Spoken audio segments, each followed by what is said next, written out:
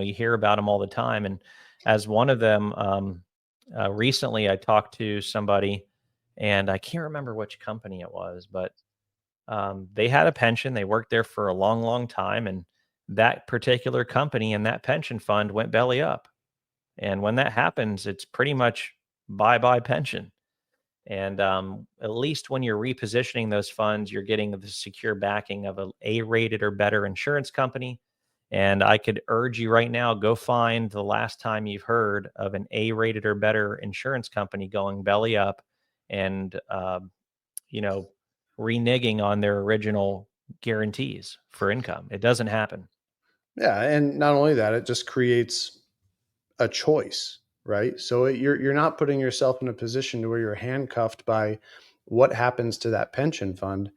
If you came out and said, "Hey, you know what? Nationwide or another whatever series of companies have been doing this for 100 years, however long it is, they've literally built a business on doing this. Listen, I've got no problem if I'm getting a lifetime paycheck and that they happen to be making money at the same time. At the end of the day, I want the annuity company that I'm with to be making money as well so that my income can continue. So when I look at it from that perspective, it's just a choice of being able to make the decision on your own and not having them make it for you. Yeah, for sure. um Another one of the this actually comes close to home for me. My grandfather, he worked for Winn-Dixie supermarkets for his, for like 30 something years, 39 years, I think it was. And he was one of the few to retire when he did and still receive a pension.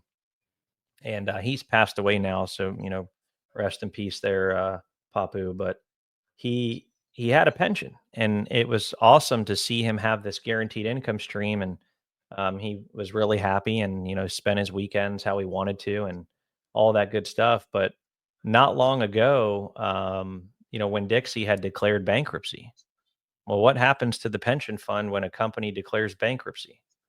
Now, they are still operating today, but from my understanding is that pension fund was reorganized, or I don't know what the term is for it, but there was some restructuring, I think that's the word, for that pension.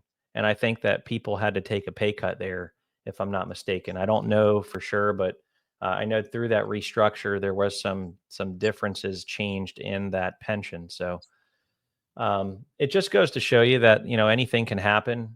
You've worked hard, you've put all this money into this, in one way, shape, or form, into this pension like fund, pension type fund, and you want to go ahead and make sure that those benefits last.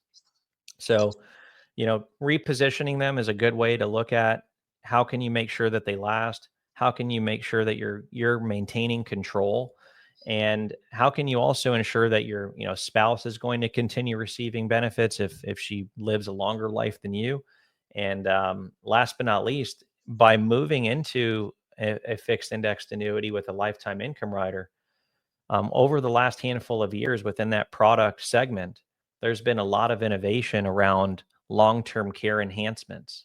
In other words, not only can you get a guaranteed income stream by leveraging those products, but a lot of them have what they call enhanced income benefits that can actually pay out a doubled amount, or a 200% multiplier on the original guaranteed amount, if you ever have a need for long-term care in the future. And that's a really nice benefit that, to my knowledge, no pension fund out there offers today.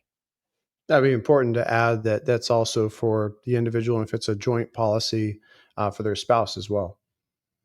Oh, 100%. And that's really icing on the cake. So you're ultimately improving your situation in most cases. And we see that, you know, it's very rare that keeping the pension and going ahead and annuitizing that pension for that lifetime income benefit, it's very rare that we see that as the right decision. Now, I have had that happen. I will be honest here. Not always is an annuity the best idea, but in most cases, I'd say 80% of the time, the annuity gives you far more benefits and about the same, if not more, income too. Yeah, yeah, and again, just that control aspect to it, to where if you want it to be income, you've got the ability to convert that to income. If you want something that's there for a legacy benefit, Now you're creating optimization and using those funds. Recently I had somebody where, to speak to your point, it for them it made sense to stick with their pension, but had a great conversation, got to find out if an annuity was a right fit for them. A different annuity type happened to be the right fit, but they didn't want to use their pension monies for it. And it's just being able to do the research and having the choices and knowing what options you've got. Yeah, I came across some research on this exact topic, and I think majority of people do convert the pension to a lump sum. I think it's like 73%. Is that right? I believe it's that high. And I always try to put myself in that position. And to be honest with you, I'd probably do the same thing. Now, I'm also educated in the subject matter of retirement income. And I think that the pain point there in saying, do I convert the pension to the income stream or do I take the lump sum? Ultimately, it's about that control. It's seeing this, most oftentimes multi six figure amount of money and knowing that if you sign the dotted line on the pension for income, you're giving up control over that that your six figure lump sum of money. That's a Mm-hmm. tough that's a tough pill to swallow. And I know for me that would be difficult, Yeah. but I do also think that it would be even more difficult to also weigh out giving up that pension like income because I know how important that is and I know how much peace of mind that actually delivers. I also know how much it optimizes the rest of the portfolio and giving it more growth potential and keeping us disciplined in our plan. So for me though, I would definitely think about converting it into a lump sum, but I would still look at the indexed annuity with an income rider and see how much do I need to put over there to get the amount of income I need. You may not even need to put all of it into the annuity. That's the other cool thing is we would still go through this and see how much income do you need for your retirement lifestyle and to sustain that long term and then do the math. All right, you need X amount of dollars per month.